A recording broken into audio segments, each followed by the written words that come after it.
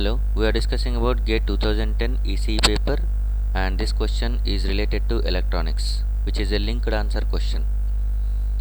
Look at the data first. Here it is, a semiconductor is connected with 1 volt battery and whose length is from x is equal to 0 to x is equal to 1 micrometer. That is, the length of semiconductor is 1 micrometer and the concentration is 10 power 16 per centimeter cube, which is subjected to a 1 volt voltage source. So the silicon sample with unit cross-sectional area shown below is in thermal equilibrium. The following information is available. T is equal to 300 degree Kelvin, electron charge is given, thermal voltage 26 millivolts is given, electron mobility as 1350 centimeter square per volt second. This is also given. We are going to calculate magnitude of electric field at x is equal to 0.5. Since the silicon sample is under thermal equilibrium, okay, and you are applying constant voltage as 1 volt, so the electric field generated in this one, electric field is nothing but V by X, V by D, electric field equation, but D is nothing but distance, so distance is nothing but the length of semiconductor, so we are writing it as V by X.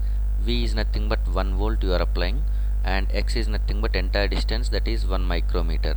So the electric field what we are generating is nothing but what is generated is 10 power 6 volt per meter. So this is the electric field. So this 10 power 6 is going to be written as 10 power 3 into 10 power 3 volts per meter. 10 power 3 volts is nothing but you can write it as kilovolt per meter. So 10 power 6 volt per meter is nothing but 10 power 3 kilovolt per meter. So, and since it is under thermal equilibrium, okay, and you are applying a constant voltage, so that electric field is also constant at every point. So whatever the value you are taking at x is equal to 0 or at x is equal to some other value till x is equal to 1 micrometer, at any point the electric field is going to be constant. So the answer for this question is C. And next question in this linked answer question is this one. The magnitude of electron drift current density at 0.5 micrometers. Electron drift current density at 0.5 micrometers. The right option for this question is A.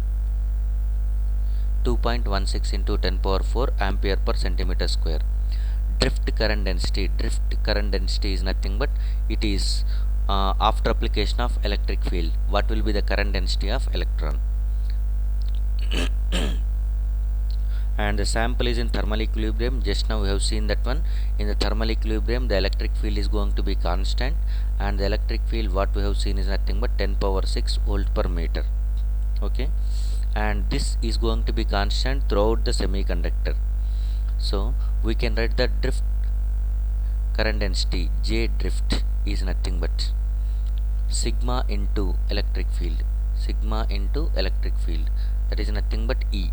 So J drift can be written as J drift is equal to sigma is nothing but Nd into Q into mu n, since it is n type semiconductor, into electric field is nothing but 10 power 6 volt per meter.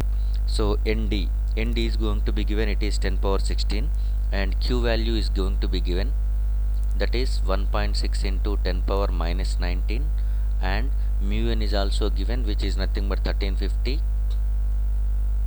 okay, into electric field. Electric field is going to be given as 10 into 10 power 3.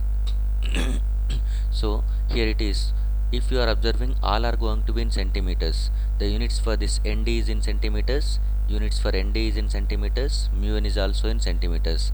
So you must convert electric field is also into centimeters. So by that time 1 meter is nothing but 100 centimeters, that is nothing but 10 square centimeters. If you are taking it over 10 power 4 volt per centimeter, you can write. So here it is, we are writing it as 10 into 10 power 3 volt per centimeter, which is nothing but 10 power 4.